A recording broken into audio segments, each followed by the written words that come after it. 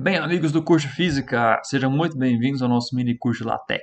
Eu sou o Bruno Pinheiro, seu colega aí do curso de Física Médica, e agradeço demais a sua inscrição, principalmente se você for calouro ou de outros cursos aí da faculdade. Aqui na universidade, especialmente na nossa área de ciências exatas, a gente escreve muitas fórmulas, e essas fórmulas precisam ser bem escritas para que todos entendam. Além disso, a gente faz relatório de disciplina experimental, relatório de C, TCC, escreve artigo a apresentar em congresso. E esse tipo de publicação ele tem lá seções, subseções, tudo numerado, tabelas numeradas, figuras enumeradas, equações. Você referencia essas coisas através das numerações, coloca referências bibliográficas em padrão não sei o que lá. E o LaTeX é a nossa alternativa para que tudo isso fique mais fácil de fazer. Com esse tanto de coisa na cabeça, o meu objetivo aqui é mostrar para você que o LaTeX pode ser simples, e aí o curso ele é básico, feito com o Overleaf, um editor online, como se fosse um Google Docs online para você fazer as coisas sem baixar nada. E eu vou tentar explicar, considerando que você nunca viu LaTeX na sua vida, e eu espero que você saia desse curso capaz de escrever o seu primeiro documento com tranquilidade, que você no próximo semestre já faça seus relatórios de Física 1 aqui no LaTeX se o professor deixar, né? Aí é o seguinte, eu vou ali cortar o cabelo, na volta a gente fala sobre como que o LaTeX começou, para que você entenda mais ou menos onde você está pisando, e a gente compila já um primeiro documento para aprender os comandos básicos.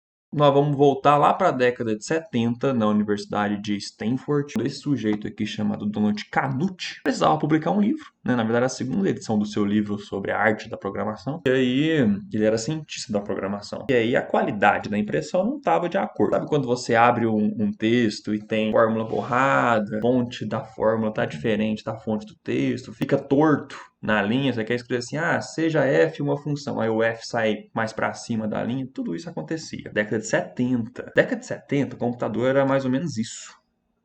Não tinha interface gráfica, não tinha Windows ainda. Então, como é que você abre uma folha, escreve seu livrinho aqui e sai uma coisa bonitinha? Não tem como. Aí o que aconteceu? Como esse cara era cientista de computação, ele falou assim: não, eu tenho o dever moral de usar minhas habilidades com zeros e uns, palavras dele, para facilitar esse trabalho. E aí ele criou uma sequência de códigos, de comandos que o computador interpreta, faz esses códigos virarem isso.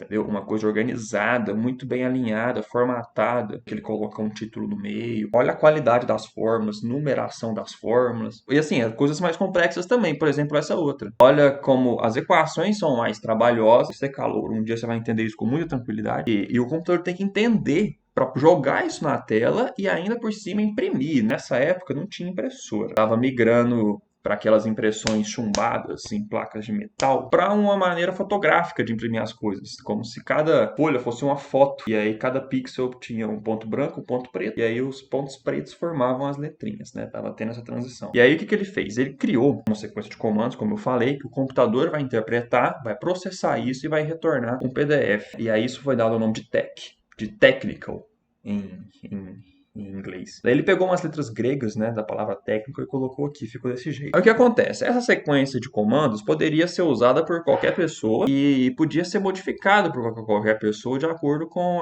o interesse próprio. Cada um tinha, no caso, o seu conjuntinho de comandos que faziam um PDF sair daquele jeito, personalizado para cada pessoa. E aí surge o tal do Leslie Lamport, não sei se eu pronunciei correto, um matemático e também é cientista da computação, sujeito muito reconhecido na área dele lá. Eu não conhecia muito não, mas quem é da área conhece e respeita bastante. Ele tem até Nobel, eu acho. E aí o jeito que ele usava esses comandos que o Donald criou foram bastante populares, né? O pessoal gostou muito. Ele desenvolveu um manual para entender o que o Donald criou, né, para ficar mais acessível à população. E aí o jeito que ele usava foi chamado de Lamport-Tex. Com o tempo, pegou o lá de Lamport e virou LaTeX ou LaTeX. Então vamos estudar, portanto, esses comandos que o Lamport incrementou nos seus trabalhos e criar nossos próprios documentos. Uma coisa interessante é que naquela hora que eu falei que a folha virava um monte de pixels com zeros e um, era preciso que o computador entendesse o que é uma letra, como formar uma letra, e essas definições foram dadas pelo Donald também. Com ele surge, não sei se surge exatamente, mas é uma grande divisão de águas no mundo da tipografia, como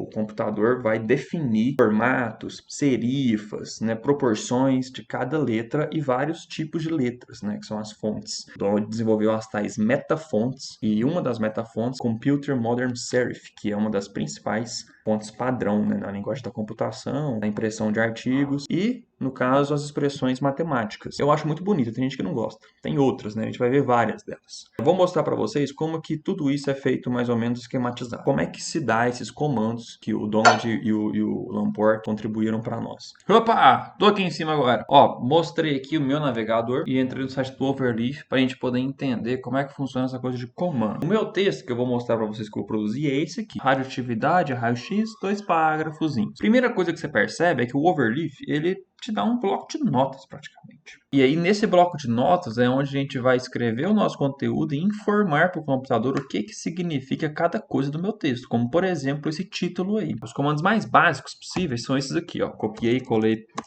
de um que eu estava guardado. O primeiro, linha 3 aqui, ó. Quem é o título do texto? Essa na linha 2 que fala início de documento e fim de documento, para você informar para ele onde está o conteúdo útil do seu texto, que é isso daqui. E essa primeira linha, que é uma das coisas mais importantes do texto, que sempre vem na primeira linha, que é a classe do documento. Eu falei que eu ia fazer um texto, mas eu não falei para o computador que era um texto, né? Eu poderia estar fazendo um slide, poderia estar fazendo um poster para apresentar no programa da física. Então aqui, quando eu falo que eu vou fazer um article, é o que? Um texto com título. Só isso. E aí, ó, o que eu falei? Classe do documento, começa o documento aqui e termina aqui, escrevo ele no meio e fala quem é o título. Agora é só compilar. Eu tenho um compilador aqui, ó, e já saiu. Bonitinho, deixa eu colocar ao todo aqui pra gente ver, ó. Primeiro, vamos ver tudo, ó. Folha, tem margem, título centralizado, com tamanho de destaque. Ele botou a data para mim. E aqui está o texto, formatado com justificativa, os parágrafos e tudo mais. A ideia do LaTeX é mais ou menos essa.